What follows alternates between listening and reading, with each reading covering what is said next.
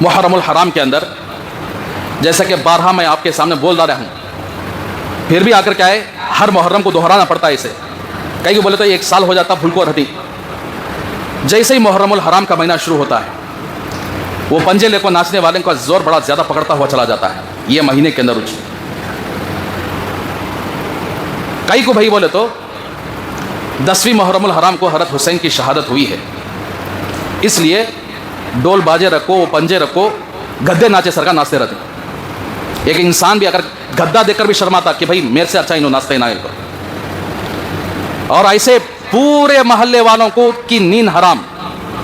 کیا بھائی ویسا بولے تو اس کے آنگ میں جو پنجا دیکھو ناچتا دیکھو اس کے آنگ میں آ کر حضرت حسین آ جاتی. کبھی زندگی میں ایک نماز پڑھ کو نہیں رہتا انہیں، کبھی زندگی میں اس کا چہرہ بھی دیکھو داڑھی گیڑھی کا بھی نہیں رہتی اس کے. حضرت حسین آنگ میں آ جاتی. بولے تو حضرت حسین حافظ قرآن تھے. پوچھو ذرا پڑھ کو دکھاؤ کو نہ دیکھیں گے. ایک 10 سورے پڑھ کو دکھاؤ ہوگا نا جو آنگ میں آتے نا. یہ لوگ بھی بیوقوف ہیں جو اس کے پیچھے ان انبختوں کی طرح بھاگ کر اسے منت مانگ لو، یہ کر لو، پنجا پکڑ لو. پورا سال کیا بھی نہیں، یہ 10 محرم الحرام آتے یہ سب کیٹیگریز کے لوگ اڑ جاتی. عورتیں تو خصوصاً اس میں آگے. وہ عورتوں کو لائن مارنے کے واسطے اگر انہوں نوجوان لڑکیاں بھی اس میں آتی. وہاں جانے کا مقصد کیا ہے؟ لائن مارنا. ایسے گندے گندے کام وہاں پر ہوتے ہیں جو دیکھ کر بھی اگر شرما جائے. اور کیا بولے تو حضرت حسین کی شہادت ہوئی، غم مناتے سو، گوشت کھاتے نہیں کہتے، اور کپڑے آ کر 90 کپڑے پہنتے نہیں کہتے، کالے کپڑے پہنتی، شربتاں پلاتی، اور کیا کیا کی اس دن آ کر کیا کیا کی کرتے. بہرحال رسم و رواج. اچھی بات تمہارے باپ کا انتقال ہو جائے، تمہاری ماں کا انتقال ہو جائے، باپ کا انتقال ہونے کے بعد برسی کے موقع پر تم برسی کرتے ہو نا، سال میں 1 مرتبہ ڈول باجے لاؤ، تمہارا باپ کا ایک جھنڈا لگا لو اور ناچتے ہوئے گلیوں کے اندر پھرو. کیسا لگے گا آپ کو؟ باپ کا انتقال ہو جائے ایک جھنڈا باپ کے لیے متعین کرو، ماں کا انتقال ہو جائے ایک جھنڈا باپ کے لیے ماں کے لیے متعین کرو. ناچتے ہوئے گاتے ہوئے گلیوں کے اندر بھاگو. کیا بولیں گے لوگ؟ کوئی کرنے والا ہے مائی کلال آج جس کے آنگ میں نعوذ باللہ حضرت حسین کی شہادت یا حضرت حسین آتے نا جس کے آنگ میں، اسے پوچھ کر کو تیرا باپ کا انتقال ہوتا ہے احساس ناشتہ کیا کی کرو. جتنے درگاہوں میں جہاں جہاں جھنڈے رکھتے ہیں، جہاں جہاں پنجے رکھتے ہیں، وہ بھی کیسا پنجا جیسے مورتیوں کو کر سجاتے ہیں ایسے یہ پنجوں کو سجاتے سو. وہ جہاں کو انجھا میں لے لیتے سو. ایک کپڑا ہے، خالص ایک کپڑا ہے، وہ کپڑا بھی اگر کسی سے تعلق نہیں ہے، انہوں خریدتے سو دکان سے، ماروڑی کے دکان سے، وہ کپڑا جب ایک متبرک بن جاتا سو اس کے اوپر اگر پھولا چڑھا لے کو انہیں رکھو. یاد رکھو اللہ تبارک و تعالیٰ کے نزدیک اللہ کے رسول سب سے زیادہ معزز ہیں اور اللہ کے نبی کے گھر والے سب سے زیادہ معزز ہیں. ان شیعہ لوگوں نے اہل بیت کو، حضرت علی کو شہید کیا، حضرت عثمان کو شہید کیا، حضرت حسن کو شہید کیا، حضرت حسین کو شہید کیا. شہید کرنے کے بعد ان غداروں نے ایسا مذاق بنایا حضرت حسین کا کہ یہ جھنڈے لے کر پنجے لے کر ناچنے کا جو مذاق بنایا ہے یہ کوئی اور نہیں ہے، اللہ کے رسول کے پکے دشمن شیعہ جو یہودیوں کے ایک پارٹ ہیں، انہوں نے اللہ کے نبی کے نواسوں کے ساتھ یہ مذاق بنا کے چھوڑا ہے.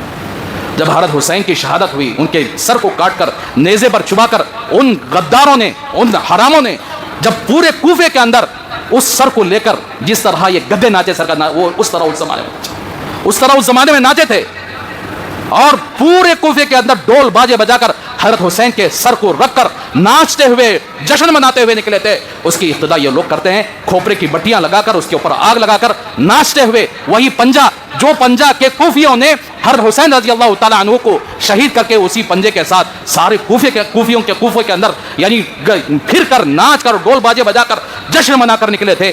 اسی طرح 10ویں محرم الحرام کو کیا جاتا ہے. اور ایک بات یاد رکھیں،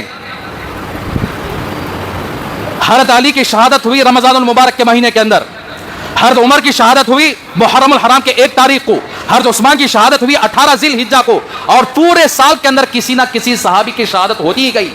شہادت اسے نہیں کہتے کہ اس کے اوپر یہ ڈھونگ مچایا جائے. وہ شہادت کا نوش، اس کا جام نوش کرنے کے لیے آگے تھے. تو اس لیے یہ صحابہ کی شہادت پر کبھی ان لوگوں نے ڈھونگ نہیں مچایا. لیکن یہ جو ڈھونگ مچانے والے، ناچنے والے، گانے والے، یہ حضرت حسین کے پکے دشمن ہیں، ان کے دوست نہیں ہو سکتے. اپنے باپ کے مرنے پر ناچ نہیں سکتا، اپنے ماں کے مرنے پر ڈول بجا نہیں سکتا، ناچ نہیں سکتا. تو حضرت حسین اتنے گزرے ہوئے ہیں ان کے نگاہوں میں نعوذ باللہ کہ جن کی شہادت پر یہ لوگ مذاق اڑا رہے ہیں. یاد رکھو جو مذاق اڑانے والے ہیں آنکھوں سے دیکھ لو जो पंजे लेकर नाचने वाले, उनके पीछे जाने वाले, ये अकीदा रखने वाले, जिंदगी ऐसे तबाह होगी, देखते रह जाओगे। मैंने अपने आंखों से कई लोगों को देखा, जीने के काबिल नहीं रहेंगे। इस वास्ते अल्लाह का वास्ता देकर कहता हूं, हज़रत हुसैन अल्लाह के लाड़िले हैं। अल्लाह के नबी ने फरमाया कि हुसैन जन्नत के नौजवानों के सरदार होंगे। वो सरदार का मजाक तुम यहां उड़ा रहे हो। हमारे नबी के चचा हज़रत हमजा रजी अल्लाह तआला अन्हु को जंग उहद के अंदर बेदर्दी से कत्ल किया गया, आपके जिस्म के टुकड़े टुकड़े किए गए, आपके कलीजे को निकाल कर चबाया गया, आपके टुकड़ों को आकर हार बनाकर पहनाया गया। तो अल्लाह के नबी मातम बनाया ऐसा डोल बाजे बजाकर। अरे शहादत तो बहुत सारे सहाबा की हुई दर्दमंदाना तरीके से, हज़रत हुसैन की भी दर्दमंदाना तरीके से शहादत हुई, हज़रत उस्मान की भी दर्दमंदाना तरीके से शहादत हुई, लेकिन कोई उनके ऊपर जश्न नहीं मनाया, ना मनाने का हुक्म है। उनकी औलाद भी याद रखेगी, उनकी औलाद पर भी अगर उन्होंने इस गंदे काम को नहीं छोड़ा, यह शिया का काम है। जैसे कि शिया मार लेते रहते, देखे होंगे आप, काले कपड़े पहनने को, यहां ब्लेड डाले को, यह अल्लाह का अजाब है। काम बॉर्डर के अंदर जाकर लड़ोगे ना देखेंगे दुश्मनों से, तुमने उतना शौक है। हज़रत हुसैन अगर क्या वास्ते जाकर लड़कर शहीद हुए, इतना भी मकसद मालूम नहीं है इन लोगों को। तो इसलिए उस दिन काले कपड़े पहनना, शरबतें बनाना, उस दिन ऐसा अकीदा रखना कि, और यहां तक कि ये मुहर्रम का महीना जैसा ही शुरू होता है, लोग शादियां करना बंद कर डालती। हालांकि इन लोगों को मालूम है कि मुहर्रम का फजीलत वाला महीना है, शादियां बंद, शादी खाने तो बिल्कुल ताले लग जाती। वजह क्या बोले तो शादियां होते नहीं हजरत, 2 महीने में मुहर्रम और सफर के अंदर तुम मुसलमान हो। अल्लाह तबारक व तआला ने सिर्फ मुहर्रम और सफर के महीने में शादी करने से मना फरमाया। कुरान मजीद उठाओ, अल्लाह क्या बोल रहे हैं देखो, शादी कभी भी कर सकते हैं, उसके लिए कोई महीना मुतय्यन नहीं है, कोई दिन मुतय्यन नहीं है, कोई फलां वक्त मुतय्यन नहीं है, कभी भी शादी करने की इजाजत अल्लाह ने खुद दी है। तो फिर तुम और हम कौन होते हैं कि मुहर्रम में शादी करा बोले तो नहुसत आ जाती है। हजरत ये गम का महीना है, ये महीने में शादी करा तो पूरी जिंदगी गम में रहता। लिख लेकर आया क्या अल्लाह से, खुशी में पूरी जिंदगी खुशी रहती है। बताओ देखेंगे जिसने मुहर्रम उल हराम के अंदर शादी नहीं किया, पूरी जिंदगी खुशी से गुजार रहा है। पूछो हमारी तुम्हारी जो शादियां हुए हैं, क्या भाई खुशी से हैं? हाँ, कोई ना कोई टेंशन लेकर फिरता रहता है। ये सब ढकोसली अकीदे हैं जो बड़े लोग हैं ना, ये नाचने वाले पेट पालू लोग, इन्हों सब बना को छोड़ डाले ऐसा। कहीं बोला तो पूरी पब्लिक इनके पीछे भागना, वो अलावे खोदते कहते हैं, अंगार में कूदते कहते हैं। अरे इसकी कूद डालो ना, मर जाओगे ना, उसमें अच्छा रहता। हाँ, कहीं को तुम्हें अलावे खोते, कहीं को वो अंगार में चलते से, कहीं को वहां मर जाना तुम्हें। कितने दिन मर गई में वैसा मजाक करने गए, हज़रत हुसैन रजी अल्लाह तआला के खानदान का मजाक करने गए, अल्लाह ने कितने लोगों को मौत के घाट उतार दिया। जब वहां उन्हें आंग में आते ना, वो आंग में आने वाला भी देखकर खामोश रह गया, आगे भी नहीं बढ़ा। चोर लफंगा आदमी होता है, उसे जाको झंडा पंजा देखो नाचने करवाते सब। इसलिए मेरे भाइयों, ऐसे गंदे लोगों से, ऐसे झुंड से अपने आप को बचाओ। भूल चुक कर भी आप अपने उस डोल बाजे बजाने वालों में शामिल रहे। आप खुसूसन औरतों को मना करो। ये औरतों क्या बोला तो शैतान ऐसा चढ़ कर आता, कौन तो बोला थी ये बच्चे होती है, पंजा आता है, जाकर पकड़ ले को मांग ले, ऐसा करो। बोला ले तो इन्हें खुश होकर जाको मैं मन्नत मांग को आ गई, आगे बच्चा हो गया, मुझे बच्चा हो गया, वो पंजा पकड़ कर मन्नत मांगी। काफिरों को कौन सा पंजा पकड़ कर औलाद हो रही है? यहूद और नसारा को कौन सा पंजा पकड़ कर औलाद हो रही है? ईसाइयों को, क्रिश्चियनों को कौन सा पंजा पकड़ कर औलाद हो रही है? अरे अकल मारी गई क्या? ये तमीज करना भूल गए कि हमना पैदा करने वाला, दुनिया को चलाने वाला वो अल्लाह है, जिसने सारी कायनात को पैदा किया है। हर किस्म के, हर मजहब के मानने वाले, उनको औलाद दे रहा है, उनको रिज्क दे रहा है, उनको खिला रहा है, पिला रहा है। जब अल्लाह सारी कायनात को पैदा किया है, सारी कायनात को खिला रहा है, पिला रहा है, औलाद दे रहा है, तुम सड़े हुए दिमाग के लोगों को वो पंजा पकड़े तो औलाद मिल गई। क्या अकीदा ऐसा बिगाड़ दिया? ऐसे लोगों को अल्लाह तबारक व तआला दुनिया के अंदर भी सबक सिखाएंगे, दुनिया के अंदर भी अपना खास अजाब। जिन्होंने अल्लाह के नबी के नवासे को मजाक के तौर पर नाचा, मन्नतें मांगी, तरह तरह के खुराफात किए, अल्लाह तबारक व तआला बड़े गयूर हैं। अपने दोस्त के साथ मजाक करने वालों को छोड़ने वाले नहीं। अपने माँ बाप के साथ ही मामला नहीं हो सकता तो हज़रत हुसैन के साथ क्यों मामला हो सकता है? तो इसलिए मेरे भाइयों, अल्लाह का वास्ता देकर कहता हूँ, हज़रत हुसैन जो नाचने वाले हैं ना, उनसे ज़्यादा हमारे और हज़रत हुसैन इतने, मैं इंशाअल्लाह अगले जुमा उनकी सीरत, उनके अखलाक, उनके बड़े भाई हज़रत हसन कैसे ज़िंदगी गुजार कर गए हैं। और ये जो नाचने वाले हैं ना, उनके अंदर एक सिफत तो भी हज़रत हुसैन के बता लो, देखेंगे एक सिफत। तो इसलिए वो मुअज़्ज़ज़ हस्तियाँ हैं जिन्होंने तारीख़ के काए को पलट कर दुनिया से गए हैं, जिन्होंने उम्मत को ये सबक सिखा कर गए हैं कि अल्लाह के नबी के पीछे कैसे चला जाता है, अल्लाह के नबी के दीन को कैसे थामा जाता है, और अल्लाह के नबी के दीन पर अगर जान देने की बारी आई तो कैसे अपनी जान को करके कुर्बान किया जाता है, उन्होंने करके दिखाया है। वो पाकीज़ा हस्तियां जिनको ये मजाक बनाकर इस तरह उनके साथ मजाक करते हैं, कल क़यामत के जितने लोग नाचने वाले हैं इंशाअल्लाह हर हुसैन रजी अल्लाह तआला अन्हु पकड़ेंगे, उनको जरूर पकड़ेंगे जरूर कि तुमने मेरी शहादत पर मजाक उड़ाया है। आज फलस्तीन के लोग, गजा के लोग जो शहीद हो रहे हैं, कैसे दर्दमंदाना तरीके से आकर उनको शहीद किया, वो मातम नहीं कर रहे ना भाई, हमारे घर में बच्चा मर गया, लेको झंडे लेको नाचो करो। शहादत को अजमत वाली चीज समझ रहे हैं, और समझ रहे हैं कि जो बंदा अल्लाह के राह में शहीद हो गया वो सीधा जन्नत पे चला जाएगा। तो इसलिए अल्लाह का वास्ता देकर कहता हूं, 1 रुपया भी ऐसे लोगों पर खर्च ना करो।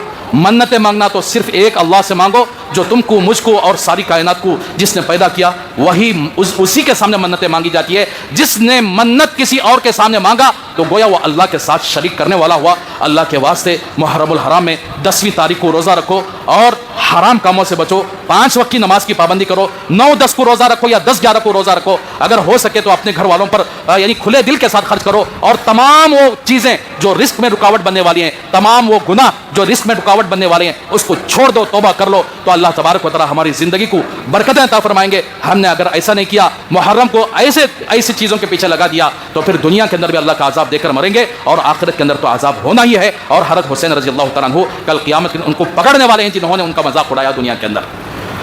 करेंगे इंशाअल्लाह। अपने दोस्तों को जो फेसबुक इस्तेमाल करते हैं, जो यूट्यूब इस्तेमाल कर रहे हैं, जो इंस्टाग्राम इस्तेमाल कर रहे हैं, जो ऐसे गंदे लोगों के पीछे जाकर नाच रहे हैं, अल्लाह के वास्ते समझा दो उनको, जिंदगी प्यारी है, अल्लाह के अजाब से बचना चाहते हैं, ऐसे माहौल में अपने आप को जाने से बचाओ। खुसूसन हमारे गाँव के अंदर चलता है 10 दिन ऐसा हंगामा रहता, अल्लाह की पनाह, अल्लाह की पनाह। कौन कौन की, उन्हें ब्राह्मण भी दे डालता, ब्राह्मण भी दे डालता, और हिंदू भी दे डालता, को इनको बरकत आ जाती। सो अब पूरे वहाँ मुहर्रम वहाँ चलता है, पूरे देखने के वास्ते जाते। नौज़ बिल्लाह, तमाशाई बन रहे हो, हज़रत हुसैन रज़ी अल्लाह तआला अन्हु की शहादत के का मजाक उड़ाने वालों को तमाशा बनकर देखने के लिए जा रहे हो, तो जाने वाले भी अल्लाह के अज़ाब से छूटने वाले नहीं है। लिहाजा हमें चाहिए कि मुहर्रमुल हराम में इबादत करना चाहिए, रोज़े रखना चाहिए, और नमाज़ों की पाबंदी करें, अल्लाह से रिज़्क़ की वसाअत का सवाल करें। तो यही हमारे लिए हुक्म दिया गया है। इसके अलावा इस तरह नाचने गाने से यानी हम अपने आप को बचाना चाहिए। हम अहले सुन्नत वल जमात पूरे सहाबा को मानते हैं, एक सहाबी को मानकर दूसरे सहाबी का इनकार नहीं करते, और अहले बैत से सबसे ज़्यादा मोहब्बत अहले सुन्नत वल जमात करने वाले हैं। और ये शिया जितने लोगों ने सहाबा को कत्ल किए, सहाबा के साथ आज भी दुश्मनी कर रहे हैं, वो सिर्फ अहले बैत का लेबल लगाकर लोगों को धोखा देते हैं। तो लिहाजा मैं आपके सामने आज मुहर्रमुल हराम के अंदर क्या क्या मुनकरात होते हैं, क्या क्या गलत चीज़ें होती हैं, और क्या करना चाहिए, इसके बारे में थोड़ी सी तफसील आपके सामने बताऊँगा। सबसे पहली चीज़ ये है, आशूरा 10वीं मुहर्रमुल हराम, इसके सिलसिले में अहादीस के अंदर क्या बातें आई हैं, तकरीबन कई अहादीस हैं। मैं उन तमाम अहादीस का निचोड़ आपके सामने रखना चाहता हूँ। सबसे पहली बात यह है कि मुहर्रम क्या हज़रत हुसैन की शहादत की वजह से फजीलत आई है? क्या मुहर्रमुल हराम का नाम जैसे ही लिया जाता है तो तसव्वुर यह कर लेना चाहिए कि वो हज़रत हुसैन की शहादत है, जिसकी वजह से मुहर्रम के अंदर लोग इतना एक्टिव हो जाते हैं, गलत खुराफात करने लगते हैं? तो ये बात गलत है कि मुहर्रम की फजीलत हज़रत हुसैन नहीं है, रसूलुल्लाह सल्लल्लाहु अलैहि वसल्लम के ज़माने से पहले, बल्कि जब से अल्लाह ने दुनिया को पैदा किया है उस वक्त से लेकर मुहर्रम की फजीलत अल्लाह ने खुद रखी है। किसी आदमी की शहादत की वजह से वो महीना फजीलत वाला नहीं बनता, किसी आदमी की किसी काम की वजह से कोई दिन मुतबर्रक हो जाए, तबर्रुक वाला हो जाए, फजीलत वाला हो जाए, ये नहीं हो सकता। अल्लाह ने जुमे का मकाम दिया है, अल्लाह ही ने दिया है कि जुमे को ईद का दिन करार दिया तमाम मुसलमानों के लिए। अल्लाह ही ने शब कदर को बनाया है, किसी आदमी के आने के बाद वो शब कदर नहीं बनी, बल्कि अल्लाह ने अपने फजल से शब कदर अता फरमाया। और इसी तरीके से अल्लाह ने रमज़ानुल मुबारक के महीने को फजीलत अता फरमाई, अल्लाह ही ने अता फरमाई। और इसी तरीके से 2 ईद के दिन अल्लाह ही ने हमें अता फरमाई है, किसी और वजह से वह ईद के दिन अता नहीं हुए, बल्कि 2 ईद के दिन अल्लाह ने हमें अता फरमाए। इसी तरीके से मुहर्रमुल हराम के 10वें दिन की फजीलत भी मौजूद है। वो फजीलत क्या है कि 10वीं मुहर्रमुल हराम के अंदर रोज़ा रखने की फजीलत। हज़रत अंबिया अलैहिस्सलातु वस्सलाम भी 10वीं मुहर्रम का रोज़ा रखते थे। यहाँ तक कि आपके सामने 10 मुहर्रम के कुछ वाक़यात मुख्तसर तौर पर ज़िक्र करूँ। کہ 10 محرم کے دن حضرت موسیٰ علیہ السلام کو اللہ نے فرعون کے ظلم سے نجات دیا اور فرعون اس کے لشکر کو پانی میں ڈبا دیا. اور اسی طریقے سے حضرت سلیمان علیہ السلام کو 10ویں محرم الحرام میں اللہ نے ان کو سلطنت عطا فرمائی. 10ویں محرم الحرام کو حضرت ایوب علیہ السلام کو اللہ تبارک و تعالیٰ نے بیماری سے نجات عطا فرمائی. 10ویں محرم الحرام کو اللہ تبارک و تعالیٰ نے حضرت ابراہیم علیہ السلام کو پیدا فرمایا. اور اسی طریقے سے 10ویں محرم الحرام کو حضرت عیسیٰ علیہ السلام کی ولادت ہوئی. اور بھی بہت سارے واقعات ہیں 10ویں محرم الحرام سے، یہاں تک کہ اللہ نے 10 محرم الحرام کو ساری دنیا کو پیدا کیا اور 10ویں محرم الحرام ہی کو اللہ تبارک و تعالیٰ پوری دنیا کو فنا کریں گے، پوری دنیا کو ختم کریں گے. ایسے 10 محرم کے ساتھ بہت سارے واقعات یعنی جڑے ہوئے ہیں. لہٰذا محرم الحرام کی فضیلت کائنات جب سے پیدا ہوئی، جب سے اللہ نے بنائی ہے، اس وقت سے آ کر 10ویں محرم الحرام کی فضیلت بتائی گئی ہے. اور اسی طریقے سے رسول اللہ صلی اللہ علیہ وسلم پر رمضان کے روزے فرض نہیں تھے، تو اس وقت کون سا روزہ رکھتے تھے؟ مکۃ المکرمہ کے اندر جب سے اللہ تبارک و تعالیٰ نے رسول اللہ صلی اللہ علیہ وسلم کو نبی بنایا، تو نبی بنانے کے بعد آپ کے اوپر محرم الحرام کے 10واں روزہ فرض تھا. آپ صلی اللہ علیہ وسلم بھی رکھتے تھے، صحابہ بھی رکھتے تھے. جب آپ صلی اللہ علیہ وسلم مکہ چھوڑ کر مدینے کی طرف ہجرت کر کے آئے تو کیا دیکھتے ہیں کہ یہودی لوگ بھی اس دن کے اندر 10ویں محرم الحرام میں عید مناتے تھے، خوشیاں مناتے تھے، روزہ رکھتے تھے. آپ صلی اللہ علیہ وسلم نے یہودیوں سے سوال کیا کہ آپ اس دن کیوں عید مناتے ہیں اور روزہ کیوں رکھتے ہیں؟ تو انہوں نے یہی جواب دیا کہ اس دن اللہ نے حضرت موسیٰ علیہ السلام کو فرعون اور فرعونیوں سے نجات عطا فرمائی تھی. حضرت موسیٰ علیہ السلام نے شکرانے کے طور پر اس دن کو روزہ رکھا، اس لیے ہم ان کے فالو کرتے ہوئے اس دن میں روزہ رکھتے ہیں. تو رسول اللہ صلی اللہ علیہ وسلم نے ارشاد فرمایا کہ تم سے زیادہ ہم موسیٰ علیہ السلام کو مانتے ہیں. موسیٰ علیہ السلام کا یعنی ان کی موسیٰ علیہ السلام کے زیادہ قریب ہیں، لہٰذا ہم تم سے زیادہ آ کر کیا شکر گزار بندے ہیں، لہٰذا ہم بھی اس کو روزہ رکھتے ہیں. تو کچھ صحابہ نے، پورے حدیثوں کا مجموعہ میں آپ کے سامنے بیان کر رہا ہوں، کچھ صحابہ نے سوال کیا یا رسول اللہ جب یہ یہود و نصارہ اس دن کو آ کر روزہ رکھتے ہیں تو کیا ہم انہی کی طرح ایک روزہ رکھیں؟ اس وقت رمضان کے روزے فرض ہو چکے تھے. جب رمضان کے روزے فرض ہو چکے تھے تو اللہ کے نبی نے 10ویں محرم الحرام کے روزے کو فرمایا چاہے تو رکھ لو چاہے تو چھوڑ دو، پہلے فرض تھا، اب اللہ نے ہمیں رمضان کے روزے عطا فرمائے. یہ 10ویں محرم کا روزہ جو آدمی رکھے گا 1 سال چھوٹے گناہ اس کے معاف کر دیے جائیں گے. آپ نے یہ فضیلت بیان کر کے صحابہ کو فرما دیا کہ آپ چاہے تو رکھ لے سکتے ہیں چاہے تو چھوڑ بھی سکتے ہیں. تو لیکن جب یہود و نصارہ 10ویں محرم الحرام کے روزے کو رکھتے تھے تو صحابہ نے سوال کر لیا کہ یا رسول اللہ یہ لوگ 10ویں محرم الحرام کو روزہ رکھتے ہیں تو کیا ہم بھی، آپ نے اختیار دیا ہے چاہے تو رکھ سکتے ہیں چاہے تو چھوڑ سکتے ہیں، تو کیا ہم بھی ایک روزہ رکھیں جیسے یہ روزہ رکھتے ہیں؟ تو رسول اللہ صلی اللہ علیہ وسلم فرمایا کہ نہیں، اگلے سال جب آئے گا تو میں انشاءاللہ 10ویں روزے کے ساتھ میں 9واں روزہ ملا لوں گا، یا 10ویں روزے کے ساتھ 11واں روزہ میں ملا لوں گا. تو یہ بات آپ صلی اللہ علیہ وسلم نے ارشاد فرمائی. اگلا محرم آنے سے پہلے ربیع الاول میں آپ صلی اللہ علیہ وسلم انتقال فرما چکے. لیکن آپ نے فرمایا تھا کہ اگلا سال اگر محرم آئے گا انشاءاللہ میں 10ویں محرم الحرام کے ساتھ 9ویں محرم الحرام کا روزہ ملا لوں گا یا 11ویں محرم الحرام کا روزہ ملا لوں گا. لیکن صحابہ نے اس بات کو پکڑ کر ہم تک یہ بات پہنچائی کہ سنت یہ ہے کہ یہودی جو کام کرتے ہیں، نصارہ جو کام کرتے ہیں، ان کے خلاف کرنا ہماری امت کا ایک شیوا ہے. اس لیے آپ عبادات بھی یہودیوں کے خلاف کیا کریں، عبادات میں بھی یہودی کے مخالفت کریں. وہ 10 محرم الحرام کو روزہ رکھتے ہیں تو ہم اس کے ساتھ ایک اور روزہ ملا لیں. تو صحابہ کا معمول تھا، تابعین کا معمول تھا، آج تک یہ معمول چلا ہوا آ رہا ہے کہ 10ویں محرم الحرام کے روزے کے ساتھ 9 محرم الحرام یا 11 محرم الحرام کا روزہ آ کر ملا لینا ہے. تو میرے بھائیوں، اس سے کیا سبق ملتا ہے؟ اس سے سبق یہ ملتا ہے روزہ فرض ہونا ہے یا روزہ سنت ہونا ہے وہ اللہ کی طرف سے ہوتا ہے. اللہ جس کو فرض فرما دے وہ فرض ہوگا، اللہ جس کو فرض سے ہٹا کر نفل کا درجہ دے دے وہ نفل ہو جائے گا.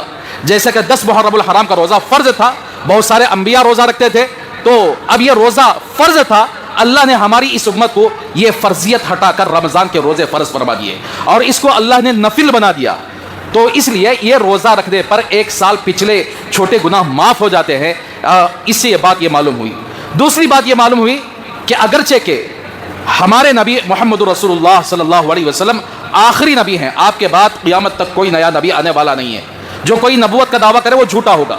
تو اس سے یہ پتہ چلتا ہے کہ آخری نبی محمد رسول اللہ صلی اللہ علیہ وسلم کی شریعت ایک دم فائنل شریعت ہے، اس کے اندر کوئی گڑبڑ نہیں کر سکتا، کوئی یہ نہیں کہہ سکتا کہ میں ایک ہی روزہ رکھوں گا کہ جیسا کہ یہودی لوگ رکھتے ہیں۔ یہودی موسیٰ علیہ الصلوۃ والسلام کا فالو کر کے رکھتے ہیں، لیکن ہمارے نبی آنے کے بعد سارے انبیاء کی شریعتیں ریجیکٹ ہو چکی ہیں، سارے انبیاء کے قانون ریجیکٹ ہو چکے، سارے انبیاء کی کتابیں اس پر عمل کرنا ریجیکٹ ہو چکا۔ اب قرآن مجید پر عمل ہوگا، رسول اللہ صلی اللہ علیہ وسلم کی زندگی پر عمل ہوگا، ان کے سنتوں اور طریقوں پر عمل ہوگا۔ اس لیے عبادات بھی اگر یہودی کر رہے ہیں ان کے خلاف کرنے کا ہمیں حکم دیا گیا ہے۔ تو جب عبادت کا یہ مسئلہ ہے تو ہمارے جو اٹھنے بیٹھنے پہننے اوڑھنے اور زندگی کے گزارنے کے طریقے آج کل جتنے فیشن کے نام پر جتنے نوجوان بھٹکے ہوئے ہیں، چاہے وہ کٹنگ کے سلسلے میں کیوں نہ ہو، بال کے سلسلے میں کیوں نہ ہو، لباس کے سلسلے میں کیوں نہ ہو، تختوں کے نیچے یعنی پینٹ پہننے کے سلسلے میں کیوں نہ ہو، یہ سارے کے سارے یہودیوں کے طریقے ہیں۔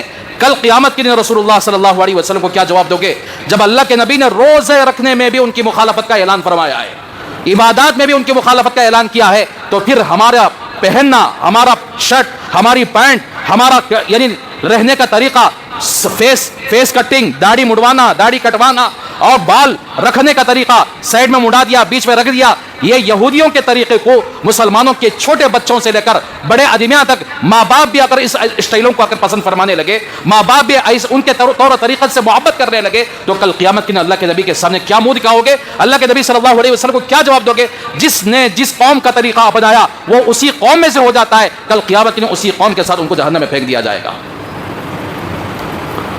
تو اس حدیث سے یہ پتہ چلا کہ یہود و نصارہ کا طریقہ ہمارے لیے قابل یعنی حجت نہیں ہے، ان کے اگر عبادات بھی اگر وہ کر رہے ہیں تو ان کے مخالفت کا اعلان اللہ کے نبی نے فرمایا۔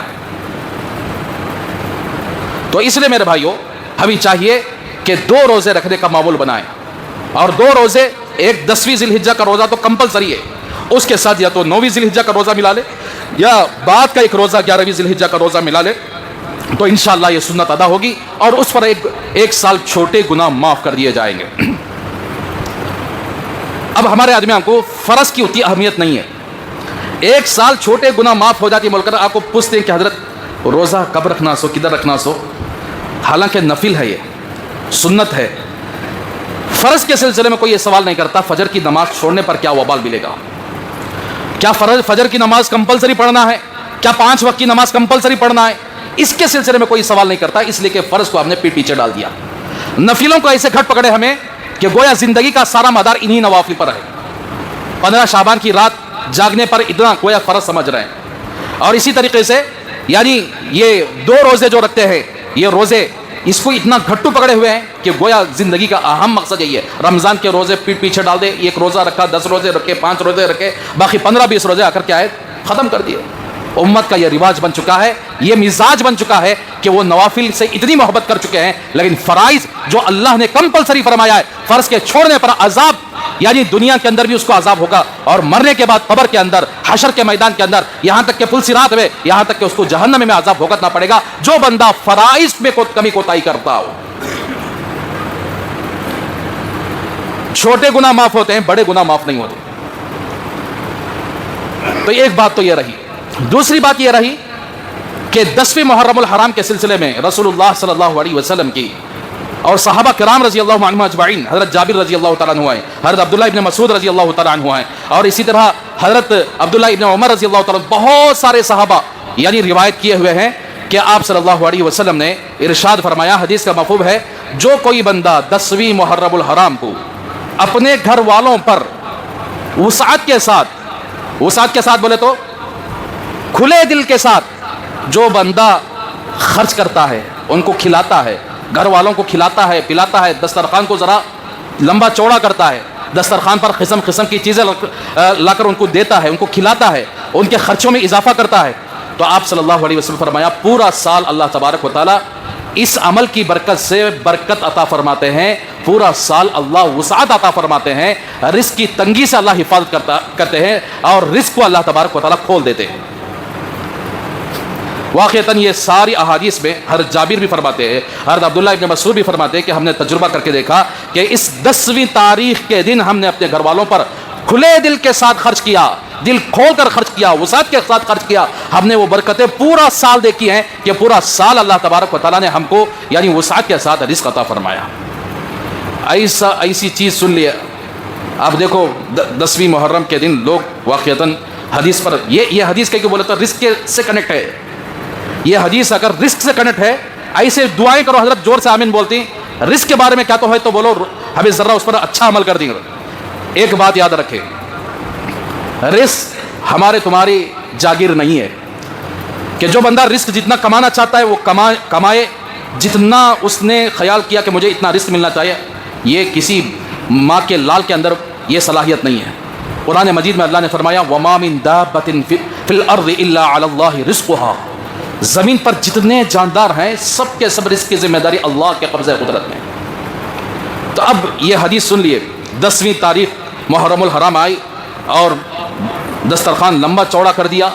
کرنے کے بعد یہ تصور کرے کہ اب ہم نہ پورا سال اگر اللہ رزق کی برکت عطا فرمائیں گے. واقعتاً اگر چند شرطاں ہیں اس کے لیے. کیا شرطاں بولے تو ذرا سن لیجئے. 10ویں محرم الحرام کو آپ اپنے گھر والوں پر وسعت کے ساتھ خرچ کر رہے ہیں, اور اللہ کے نبی نے فرمایا پورا سال اللہ تبارک و تعالیٰ رزق کی وسعت عطا فرماتے ہیں, رزق میں برکت عطا فرماتے ہیں, رزق کی تنگی سے حفاظت فرماتے ہیں. اگر آپ فجر کی نماز چھوڑنے والے ہو, آپ 10 محرم الحرام میں چوڑا نہیں پورا گھر رزق لا کر بھر دو, آپ کی رزق میں برکت آنے والی نہیں. آپ سود میں ہاتھ ڈال کر بیپار کرتے ہو, تجارت کرتے ہو, 10 محرم الحرام کو آپ لمبا چوڑا دسترخوان کر دو, پورے شہر کے میوے, پورے شہر کے فروٹ پورا لا کر انڈل دو, آپ کو برکت ملنے والی نہیں ہے.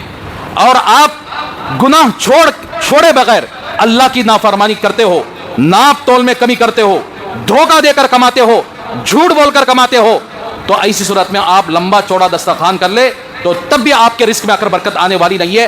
آپ بینک کے اندر لون لے کر اپنا تجارت کر رہے ہو, لون لے کر چٹیاں ڈال کر یعنی اپنا گھر بار سنبھالتے ہو اور اپنے بیپار کو سنبھالتے ہو, یا LIC میں پیسے ڈال کر رکھے ہو, پوسٹ آفس میں بچیاں پیدا ہونے کے بعد ان کے لیے پیسے ڈال رہے ہو, اور رشوت لینے کا کام کر رہے ہو, زنا کر رہے ہو, شراب پی رہے ہو, رزق کے تنگی کے جتنے چیزیں ہیں وہ ساری چیزیں کر رہے ہو. 10ویں محرم الحرام آیا, تم نے دسترخوان کو وسیع کر دیا. خدا کی قسم جو چیزیں رزق میں رکاوٹ بننے والی ہیں, جو گناہ رزق میں رکاوٹ بننے والی ہیں, اگر وہ گناہ کرتے ہوئے تم نے 10ویں محرم الحرام کو دسترخوان وسیع کیا, اپنے اہل و عیال پر زیادہ خرچ کیا, تب بھی اللہ تبارک و تعالیٰ برکت دینے والی نہیں, بلکہ الٹا تمہارے رزق کے اندر کمی آ جائے گی, رزق کے اندر تنگی آ جائے گی. تم نے گناہ کو چھوڑنے کا کام نہیں کیا, فجر کی نماز یعنی چھوڑتے رہے, تم نے آ کر فجر کی نماز کی پابندی نہیں کی, اور تم نے یعنی حلال اور حرام کی تمیز کیے بغیر حرام کمائی اور بینک سے آپ کا تعلق رہا, یا LIC سے تعلق رہا, چٹیوں سے تعلق رہا, ڈاکٹر گروپوں سے تعلق رہا, تو پھر آپ کے رزق کے اندر خدا کی قسم کبھی زندگی میں برکت آنے والی نہیں, بلکہ آپ برباد ہونے والے ہیں. جس نے اللہ کی نافرمانی کر کے حرام راستے سے آ کر مال کماتا ہے, اس کا مال بھی برباد ہوتا ہے, اس کے گھر والے بھی برباد ہوتے ہیں, اس کا خاندان برباد ہوتا ہے, یہاں تک کہ وہ آدمی بھی برباد ہو جاتا ہے. کتنے مثالیں نہیں ہمارے سامنے. تو اس لیے میرے بھائیوں, اللہ کے نبی کی حدیث کو سمجھنا چاہیے. حلال طریقے سے کماؤ, دھوکہ فراڈ سے بچو, اور جتنے بھی سودی لین دین ہیں وہ ساری سودی لین دین سے آ کر اپنے آپ کو بچاؤ. تو پھر الحمدللہ 10ویں تاریخ کو خرچ کرو, اللہ تبارک تعالیٰ پورا سال برکت عطا فرمائے. گھراں ایکم لیتے نہیں, ایکماں کے گھراں انہوں بھی سن لو, وہ بھی سود اچو. ایکم کے گھر میں رہ کر دسترخوان کو وسیع کرا, کیا بھی 1 روپیہ بھی ملنے والا نہیں, نیکسٹ مفت میں مل جاتا نہیں. ایکم 5 لاکھ دے ڈالے, 2-3 سال کے لیے اگریمنٹ کر کو دے ڈالے, یہاں آ کر گھر کو کرایہ نہیں کہتے, 5 لاکھ کو سود نہیں کہتے, 3 سال ہی نہیں استعمال کرتا گھر کو, 5 لاکھ انہیں واپس کرا لانا. اللہ کے قانون میں تم نے آ کر کیا ہے, اللہ کے قانون کو توڑا, پھر ایسے دسترخوان کتنے بھی وسیع کر لو کوئی فائدہ نہیں ہوگا. تو یہ 10ویں محرم الحرام کی فضیلت ہے, روزہ رکھنے کی فضیلت, دسترخوان وسیع کرنے کی فضیلت. جبکہ ہم یہ چند شرائط جو آپ کے سامنے بیان کیا وہ شرائط رہے تو پھر اللہ برکت عطا فرمائیں گے. ورنہ رزق میں وَمَن يَتَّقِ اللَّهَ يَجْعَل لَّهُ مَخْرَجًا وَيَرْزُقْهُ مِنْ حَيْثُ لَا يَحْتَسِبُ وَمَن يَتَوَكَّلْ عَلَى اللَّهِ فَهُوَ حَسْبُهُ إِنَّ اللَّهَ بَالِغُ أَمْرِهِ قَدْ جَعَلَ اللَّهُ لِكُلِّ شَيْءٍ قَدْرًا. جو تقوی اختیار کرتا ہے, اللہ سے ڈر کر زندگی گزارتا ہے, يَجْعَل لَّهُ مَخْرَجًا, اللہ اس کے لیے راستے کھول دیتے ہیں, اور وَيَرْزُقْهُ مِنْ حَيْثُ لَا يَحْتَسِبُ, ایسی جگہ سے روزی دیتے ہیں, ایسی جگہ سے رزق دیتے ہیں, اس کا گمان بھی نہیں ہوتا کہ یہاں سے مجھے رزق آئے گا. وَمَن يَتَوَكَّلْ عَلَى اللَّهِ فَهُوَ حَسْبُهُ, جو بندہ اللہ پر بھروسہ کر کے رزق کماتا ہے, جو بندہ اللہ پر بھروسہ کر کے حلال راستہ اختیار کرتا ہے, تو پھر اللہ تبارک و تعالیٰ اس کے لیے کافی ہو جاتے ہیں, اس کے ہر کام میں اللہ کی مدد ہوتی ہے. ان اللہ بالغ امری, یاد رکھو تمام کاموں کا بنانے والا تمہیں ہمیں نہیں ہے, کوئی یعنی تجارت کرنے والا, بیپار کرنے والا نہیں ہے, کوئی ہمارا بڑا نہیں ہے. تمام کاموں کو انجام دینے والا, تمام ہمارے کاموں کو بنانے والا, چاہے وہ دنیا کے کام ہو چاہے آخرت کے کام ہو, وہ اللہ ہی بنانے والا ہے. تو اس لیے میرے بھائیوں, گناہوں سے توبہ کرو. رزق میں رکاوٹ کے جو گناہ ہیں اس سے وہ گناہوں سے توبہ کر کے 10ویں محرم الحرام کو آ کر دسترخوان وسیع کرو, کھلاؤ پلاؤ, پھر وہ برکتیں آپ اپنی آنکھوں سے دیکھیں گے جیسے صحابہ نے آ کر کیا ہے تجربہ کیا ہے. تیسری چیز یہ ہے